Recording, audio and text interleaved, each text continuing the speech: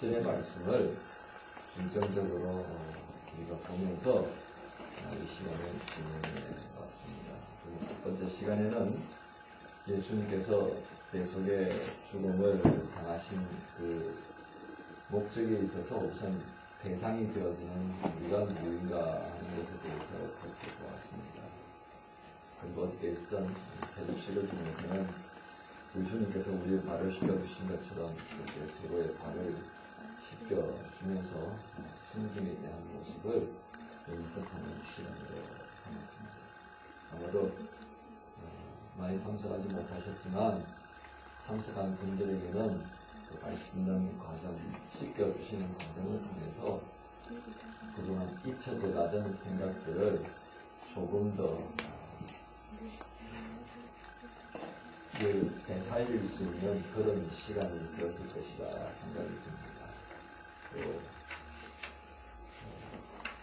생각하지 못했던 발을 씻겨주시는 과정을 통해서 주님의 손길이라든지 우리가 어떻게 섬겨야 하겠는지 하는 것들을 조금 더 확인할 수 있는 그런 시간이 되었을 것이라 생각합니다. 오늘 마지막 시간에는 주제가 되어 있는 그리스도와 함께라고 하는 이 말씀의 의미에 집중해서 본문의 내용을 살펴보려고 합니다. 오늘 본문은 데살로니가전서 5장이라 그렇게 기록되어 있습니다. 여러분, 재미있는 것은 이 데살로니가서가 바울이 데살로니가 교회를 향해서 보낸 서신인데 이 서신이 바울 서신 중에서는 제일 첫 번째 서신이 된다라고 하는 것입니다. 그러면서 이 바울 서신의 중요한 내용은 이 데살로니가 교회가 가지고 있는 문제점 가운데서 이 종말론에 대한 이해가 상당히 어려운 상황에 동착을 했습니다. 예수님께서 부활하시고 성천하실 때까지만 해도 이 제자들에게는 주님께서 곧 다시 오실 것이다 라고 하는 그 기대감에 가득했습니다. 왜냐하면 주님께서 말씀하셨거든요. 내가 본 그대로 내가 다시 올 것이다 라고 말씀하셨으니 이제 제자들은 야 조만간 다시 오실 것이다 그런 기대가 가득했던 것이 사실이었습니다. 그래서 어쩌면 오순절 날에도 예수님 말씀을 따라서 너희가 이 예루살렘을 떠나지 말라라고 하는 그 말씀은 아마도 또 다시 오시기 위해서 우리에게 기다리라고 하는 그 의미로 주시더라. 그리고서는 기도했던 겁니다. 그런데 어떻게 되었습니까? 실상은 성령께서 그들에게 임하였습니다. 혼란이 생겼습니다. 왜 기다리던 주님은 오시지 않았는가 하는 물음이 계속해서 이방 교회의 신도들 가운데 꼬리를 물고 넘어갑니다.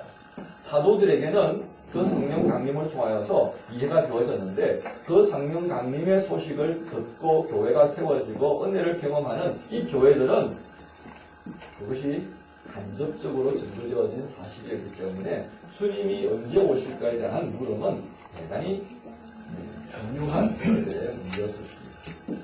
이러다 보니까 이제 이단이 그 사이를 치고 들어옵니다. 혼합주의가 섞여 들어옵니다. 혼합주의라는 것은 다른 게 아니고 이 기독교와 유대교와 당시 헬라 문화가 짬뽕이 되어서 세 가지 메뉴가 하나로 만들어집니다. 이 혼합주의라고 하는 것이 교회를 대단히 어렵게 만들어갔습니다. 그런 것을 보면서 이제 바울은 이 데살로니가 교회를 향해서 편지를 쓰게 된 겁니다. 종말론이 도대체 뭐냐? 우리가 마지막 때를 기다리면서 정말 생각해야 되는 것은 뭐냐? 그것은 곧 그리스도의 죽음을 분명히 이해하는 것으로부터 시작되어야 된다라고 하는 것이 이 데살로니가서에 대한 중심 의미가 되었습니다. 그러면서 그리스도의 죽음의 의미에 대해서 설명하는데 오늘 우리가 읽었던 말씀 속에 그대로 요약될 수 있습니다. 주님의 죽으심은 다른 것이 아니라 하는 겁니다. 주님의 죽으심은 우리가 깨어있든지 잠자든지 간에 우리로 하여금 그리스도와 함께 하게 하려고 죽으신 것이다 라고 하는 것을 분명합니다. 여러분 여기서 깨어있든지 자든지라고 하는 것이 무슨 의미가 있습니까? 그것은 우리에게 있어서 무언가를 할 수 있는 시간이든지 무언가를 할 수 없는 시간이든지 그것에 아랑곳되어지지 않는다는 말씀입니다.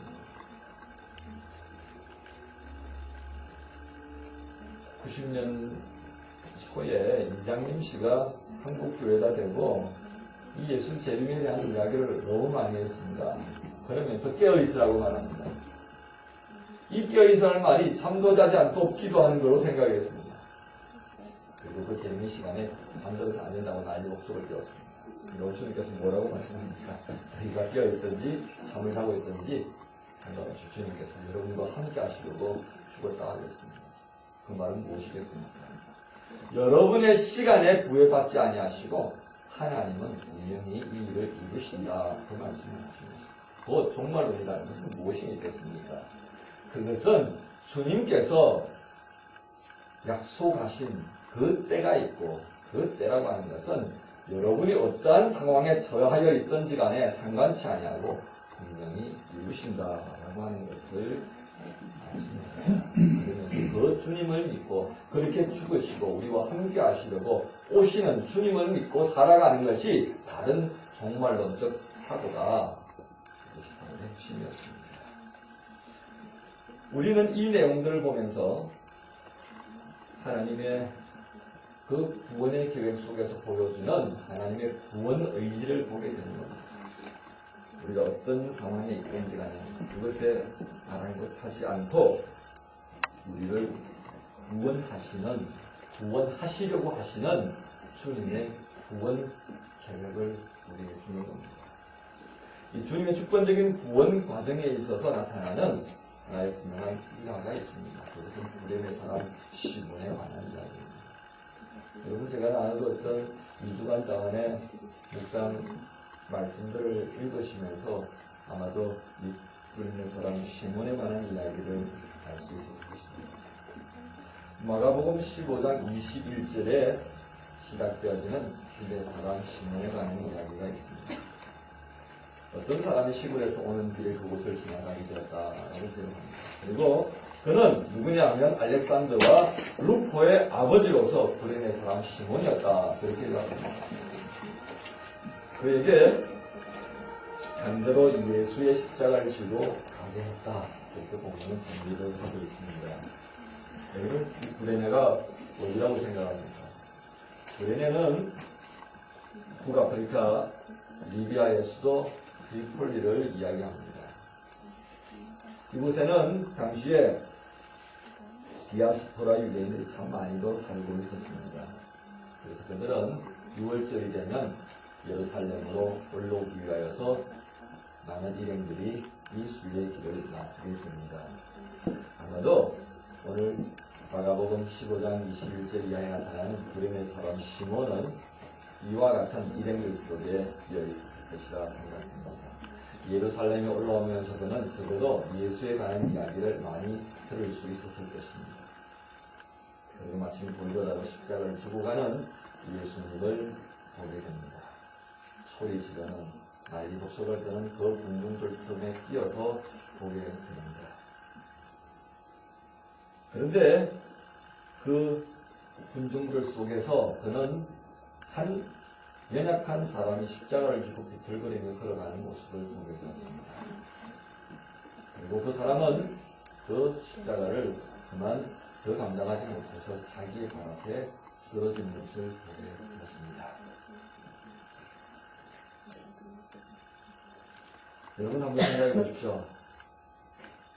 십자가를 더 이상 지고 갈 수 없게 되어져서 주님을 돌볼 수 없는 상태에서 길에 뒹굴어져 쓰러져 있는 주님의 모습을 한번 생각해 보십시오. 더 이상 십자가를 줄 수 없다 생각했던 군인들은 주변을 그려봅니다. 그 주변에 누가 있었겠습니까?